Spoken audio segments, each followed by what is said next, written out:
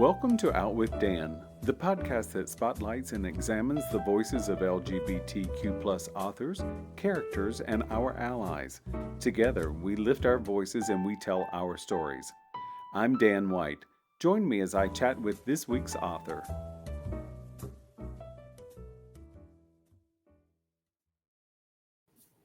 Hello and welcome back to Out with Dan. Today I'm excited to talk to USA Today bestselling author Rob Hart. Rob is the author of Paradox Hotel, the Ash McKenna series, and The Warehouse, among others. The Warehouse has been translated into 30 languages. And today we're going to talk about Assassins Anonymous. Welcome, Rob. Thanks so much for having me. I appreciate it. Thank you for saying yes. So one thing, every time I ask an author where they came up with an idea, I feel like such a fraud. I mean, I know authors have these things that go on in their mind, but was there any one particular thing that brought this book about? I think, I've always wanted to write a book in the assassin genre. I just think it's a fun genre to play in because you're playing with that archetype of the character who sort of, does bad things, but usually for a decent enough reason. And I always thought it would be cool to do sort of like a group therapy type setting for a bunch of assassins from different walks of life. And then I thought about it in context of recovery programs like Alcoholics Anonymous. And I was like, oh man, that includes steps, that includes, you have to make, I'm completely missing the word. Make amendments. Make amends. Yeah. Oh my God. Wow. I've done so many interviews for this book now. I think my brain is just kind of like running out of space. There's an amends process. And I'm like, well, what would that look like? And it's one of those things that in approaching that, I wanted to do it with as much respect as I possibly could because recovery programs save people's lives. And so I went to some friends who are in recovery who, very graciously shared their time and their stories with me. And I had some who were in recovery read it and say like, okay, like this works. Obviously it's like sort of like a fantastical take on the whole process, but yeah, it's just sort of, it's the same way I approach any story, which is like, I kind of want to play in this genre. How do I write my version of this? And I think that's something that you excel at in so many ways. This book was so delicious and such a novel concept as far as what I was thinking about. I've read some Assassins novels, and one thing I saw you being interviewed, and you had said that we have to really like the assassin. You have to give them enough humanity and reason for the reader to like them. And I think you've done that really, really well. I mean, Mark is just so much fun, and then of course you, the author, tortures the hell out of him. Oh yeah.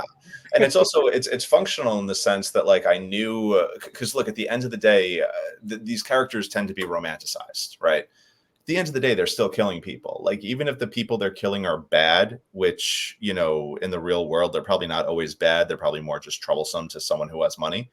The person who died had a family or someone who loved them, and that person's life is harder. So I was kind of interested in that. It's like, death is big and it counts and it matters. And, I knew that this character was going to have to do things in the book that were pretty terrible.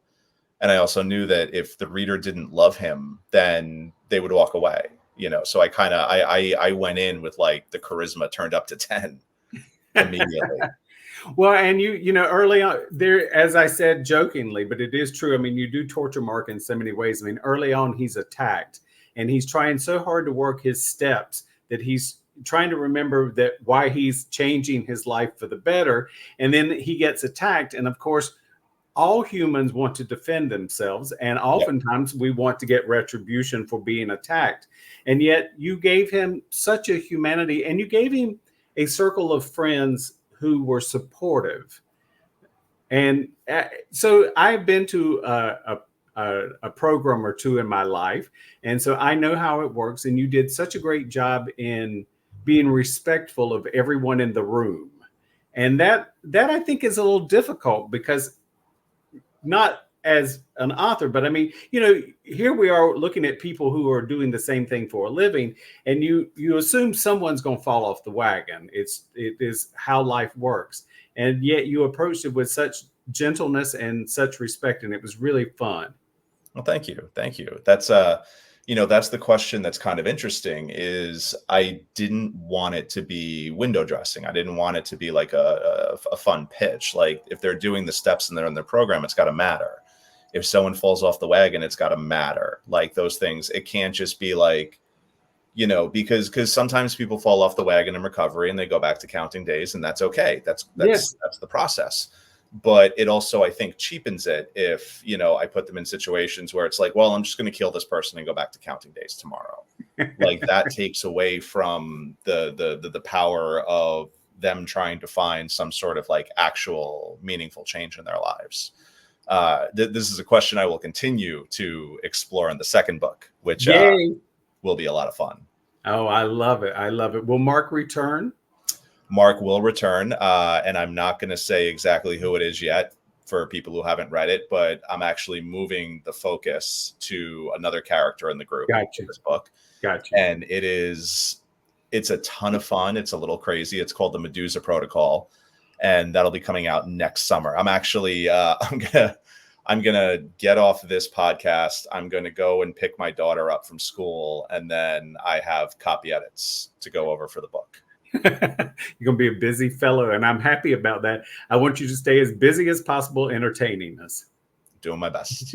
Yes, you are. So for people who don't know you, Rob has a unique sense of humor. I don't want to say twisted because I think that's not fair to say, but I love the fact that you slide us in some humor here and there. I mean, P. Kitty, that just killed me. I was just like, oh, Lord, you're not going to do that. That was actually...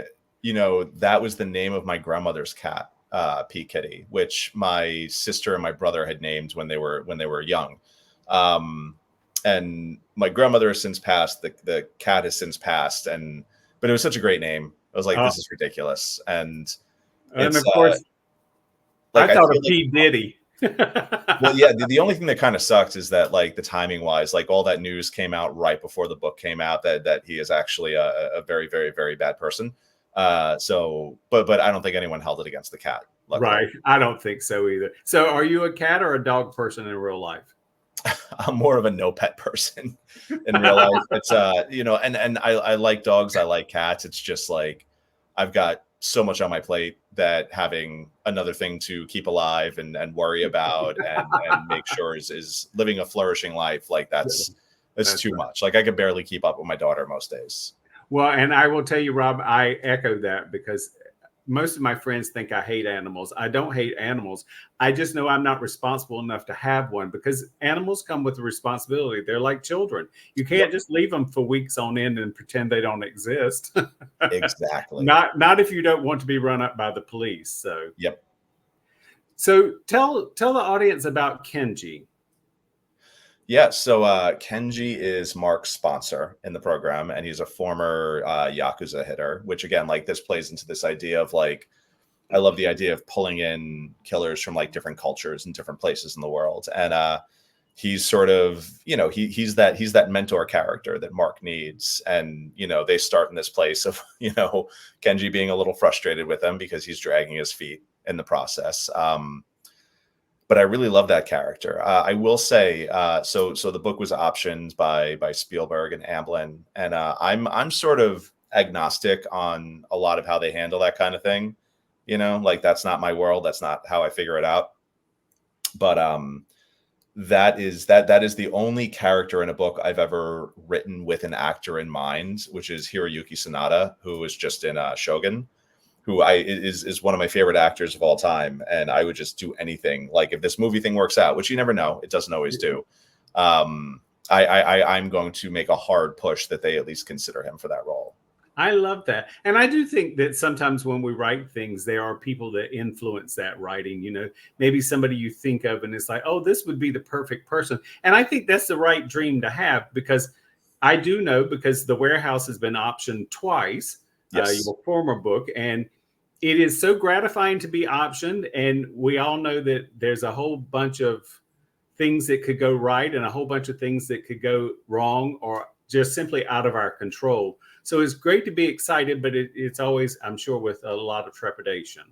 Oh, yeah. Yeah. I go into it assuming it's not going to happen because I'd rather be surprised than disappointed. I had for Paradox Hotel, we had you know, an incredible pilot script and an incredible actress attached to play the lead role. And they went out and no one bought it. And because it's just a sort of, it's a very weird transitional time in Hollywood. Like people are rethinking budgets, they're rethinking their paradigms and how they're producing content. And so it's just, it's kind of tough out there. But, you know, there's always that little part of me where it's like, okay, hope springs eternal. It would be fun to see this. But yeah, trying not to get myself too worked up over it.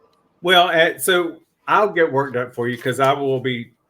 I don't know anybody in Hollywood, even though I live Hollywood adjacent. But anyway, if anybody ever asks me, I'm going to say they should greenlight it. You're welcome.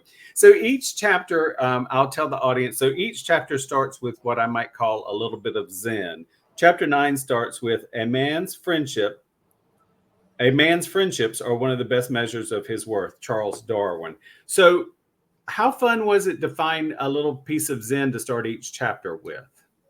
Oh, it was a blast. It was a blast. And it was also, it was fun for me because again, like I'm constantly in this space of like trying to entertain myself. So, you know, on one hand, I've got, you know, a quote from Muhammad Ali, and I've got a quote from like, I think it was the creator of jujitsu. And then I've got a quote from Brene Brown. Because I loved this idea. I mean, first off, like the recovery programs are sort of like, and even my friends in recovery joke about it, that it's like 60% slogans. But I see the value and I see the power in them because sometimes you need those mantras. And so I liked the idea of just starting each chapter with something that was a little bit, you know, indicative of what we were getting into. And then I get to do fun stuff like put in like Pain Don't Hurt from Roadhouse, you know, which is, you know, the most ridiculous and the most Zen thing I've ever heard in my life, you know, and it's, I'm in a constant state of trying to have fun. And that was like deceptively fun. Well, and that's good because it comes across in the book for the reader, you know, as we talked about earlier, you know, an assassin is not a warm and fuzzy person. They're doing a job and their actions do affect the people that are involved in the hit. But the fact that you bring in so much humor into this is just, it keeps it light enough that, you know, and it's exciting. And I also want to say that among the books I read, and I read a lot, you gave us an enormous amount of twist in this book. Thank you. Thank you. Yeah. It was one of those things where it's funny. I wrote this book in like 5 months. This is the fastest I've ever written a book. And Wow. Again, I was really kind of thinking like, how do I just keep this with the pedal pushed down to the floor the whole way? You know, I really wanted it to be propulsive and fast and fun, you know, without taking away from the character development or those moments of, you know, introspection that I was really trying to get across. And, you know, I wish I can say I knew how I did it. Like sometimes I feel like I write books in kind of like a fugue state and I come out of it and I'm like, oh, well, that's a thing I did. And then I'm reading through it. I'm like, Jesus, I can't believe I wrote this. You know, if you impress yourself, you damn sure are going to impress us. So I love that. So it takes place also in some exotic locales. Had you been to all of the locales personally, or? I have. Well, yeah. I mean, I think I have been to all of them because part of it's set in London. I've been in London. Part of it was set in Prague. I was in Prague. But yeah, a big chunk of the book is set in Singapore. And I went to Singapore a couple of years before COVID. And it was such a cool trip. It was so interesting. It was, you know, it's so small because I had an Uber driver who told me he could bike the circumference of the country in 4 hours. Oh, wow. And it's also, it's an authoritarian regime. So, you know, I walked most of that country. I spent the entire week walking, mostly looking for food. And the food there was unbelievable. And Yeah. so in all that time that I spent walking, I never saw a single cop and I never felt unsafe.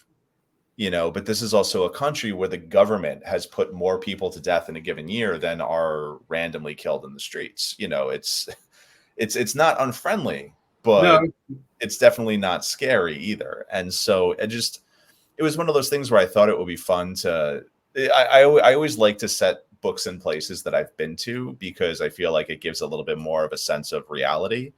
I definitely compromise that for the sequel, where a bunch of the book is set in Sao Paulo, which I've never been to. So I'm hoping people from Sao Paulo are willing to forgive me if I didn't exactly nail the vibe. Well, and here's a great thing. It's a tax write-off. Now, once the book is published, your trip to Sao Paulo is a tax write-off. I considered going before I started writing the book, and it was one of those things, because I was like, I can go down for a long weekend, and yeah, I could totally write it off on my taxes. But then there's the other part of me that's like, I've got a 9-year-old daughter. I've got things to do. It's hard to get away. Oh my goodness. So what are you working on now? So you said the sequel is finished and you're in edits. Is that right? Yeah. I'm working on the copy edits for that. I'm hoping that, Assassin seems to be doing pretty well. I'm hoping enough people buy it that they want more, because I would love to write more in this series. And then I've got another book coming out in October with Alex Segura, which we already talked about, Dark Space, which is basically if John Le Carré was writing Star Trek. It's like space espionage. And that was a super fun project. And I'm also finishing up another co-writing project with the showrunner of the TV show Manifest. Nice. His name is Jeff Rake, and we are working on a sci-fi book that's going to come out from Random House not until like spring 2026. So it's going to be a minute, but that one I'm actually finishing up this week and submitting to. So it's actually, after this week, I don't really have much to work on. I don't know what to do with myself. Like, there's a part of me that's like, well, maybe I should take, because this summer I spent the whole summer working. Like, I didn't get a chance to really breathe. And there's a part of me that's like, maybe I should take like a week, just a week, and just not do anything, just like watch movies and play video games. But I'm in this space now where my daughter's 9 and she's a great little reader. And every time I get a new book in, she's like, can I read this one? And I'm like, no, you can't. There's too many So I've actually got an idea for like a young adult middle grade book that would be a fantasy book, which is not a genre I've ever written in before, but I think it would be a ton of fun. So I'm in the research phase on that. I could actually start writing that soon. And I'm getting like that window is narrowing where I can write a book where it might come out during the time frame that she's old enough to appreciate and enjoy it. So I think that I might put my focus in that for a little bit. I feel like writing a kid's book would be fun. I think it is. And, I read quite a few middle grade books. I also read children's books, partially because we have such a great wealth of them now compared to what I feel like we had when I was growing up. I mean, I had Charlie Brown and Snoopy, and I had Danny and the Dinosaur, but much beyond that, I'm sure there were plenty of books out there. I just didn't recognize them. But we have so many fantastic children and young adult books coming out today. It's amazing. Yeah. So I'm sure they would make room for you, Rob. Going to give it my best shot. We'll see how it goes. Good. Do you have social media or website you'd like to share? I do. My website is robwhart.com. I tend to spend most of my time on Instagram and Threads these days, and I'm at robwhart1. And I will recommend to anybody or everybody to go to Rob's site and sign up for his newsletter. It's always informative and spot on. I appreciate that. Thank you. Thank you. Hang on for me just a second. Sure. Thank you for joining me for this week's episode of Out with Dan. You can find more information about this podcast and its host at OutWithDan.com, on Twitter at OutWithDan, and on Instagram and Facebook at GoOutWithDan. This podcast is hosted by Authors on the Air Global Radio Network, and the theme music is provided by bensound.com. Join us again soon for the next episode of Out with Dan.